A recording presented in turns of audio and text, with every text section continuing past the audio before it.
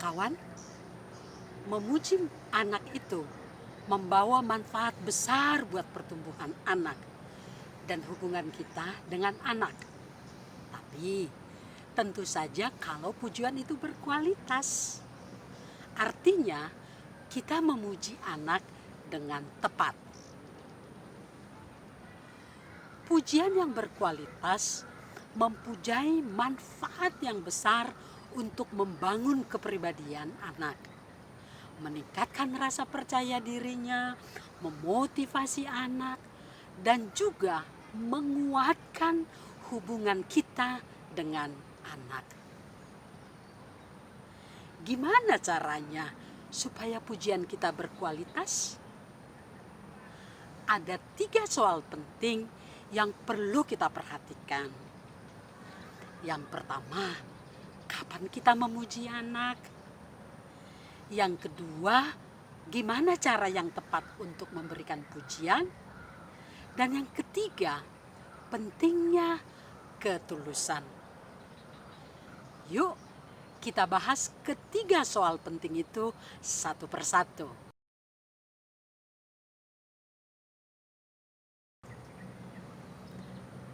Kapan kita perlu memuji anak dan apa yang kita puji? Anak perlu kita puji kalau dia berbuat hal yang positif. Kecuali perbuatan positif itu yang sifatnya udah rutin dilakukannya. Contoh, waktu anak kita bisa mulai memakai toilet dan beberapa kali di awal dia memakai toilet, perlu kita puji. Tetapi sesudah dia terbiasa melakukannya setiap hari, pergi ke toilet, nah itu kan sudah menjadi hal rutin. Itu tidak perlu lagi kita puji. Jadi kita perlu memuji anak setiap kali dia memiliki kemampuan yang baru. Contoh yang lain adalah waktu anak kita mulai bisa minum pakai gelas, waktu dia mulai bisa berjalan, atau dia mulai bisa naik sepeda roda 3, yang seperti itu. Kemudian kita juga memuji dia kalau dia meraih prestasi yang istimewa.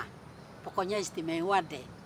Misalnya dia berhasil lomba antar sekolah. Lalu dia mendapat angka di rapor yang tinggi sekali. Bagus. Biarpun anak tidak meraih prestasi istimewa, tapi kalau anak menunjukkan suatu kemajuan, ingat juga kita memujinya. Contohnya, kalaupun nilai rapor anak tidak terlalu bagus, tapi dia punya usaha ekstra untuk mendapatkannya, maka dia harus kita puji.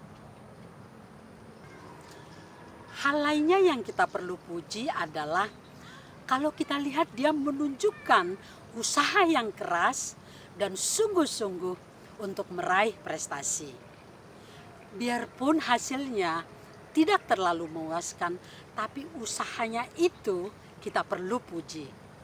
Contohnya, anak kita udah rajin belajar, udah menyiapkan diri sungguh-sungguh buat menghadapi ujian. Kalaupun nilainya masih kurang menurut kita, tetaplah berikan pujian. Katakan seperti ini, Mama bangga sama kamu karena kamu sudah serius belajar selama beberapa hari ini.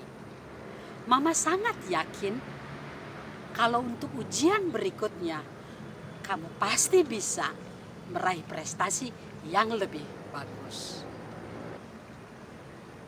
Jadi, jangan cuma memuji hasil, tapi puji juga prosesnya. peningkatan yang diraih, dan kesungguhan anak dalam berusaha. Puji deh apa yang memang bisa dikendalikan anak, bukan apa yang dimilikinya di luar kendalinya. Contohnya, cantik atau ganteng, itu kan bawaan lahir anak, nggak perlu kita puji. Misalnya, kadang-kadang kan orang suka bilang, ih kamu ganteng, cantik banget deh. Itu nggak perlu kita puji. Itu kan di luar kendali anak. Itu anugerah dari Tuhan.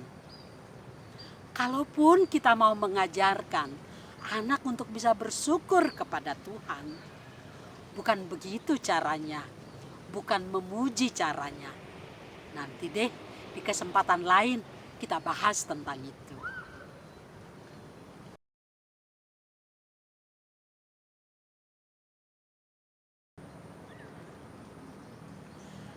Nyatakan secara jelas pujian itu. Pujian yang baik adalah kalau dia spesifik, wajar, dan jelas. Contohnya, makasih ya, kamu udah membagi kuemu ke adik. Jadi, bukan memuji secara umum yang berlebihan seperti itu. Kamu benar-benar kakak yang baik. Itu bukan contoh yang baik. Contoh lain yang tepat adalah begini. Mama senang kamu tadi membantu temanmu yang terpeleset.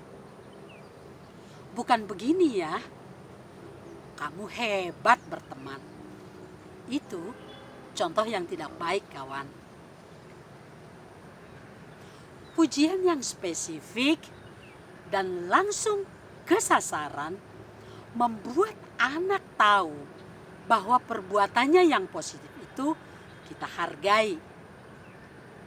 Itu juga membuat anak merasa diperhatikan. Dia merasakan kalau kita benar-benar memperhatikan dia sampai detail terhadap apa yang diperbuatnya.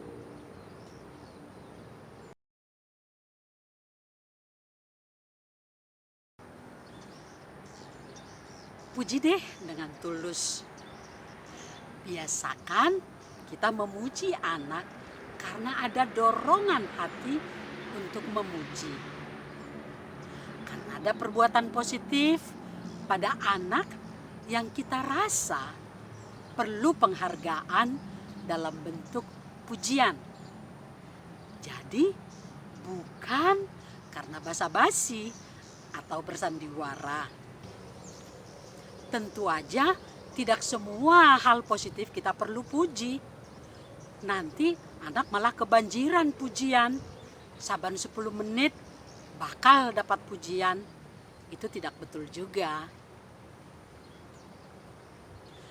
Kalau anak menilai bahwa pujian kita tidak tulus, maka dia bakal tidak percaya lagi sama pujian-pujian kita. Pujian kita jadi kehilangan makna, tidak lagi membawa manfaat terhadap anak. Begitulah kawan. Terima kasih banyak. Sampai jumpa.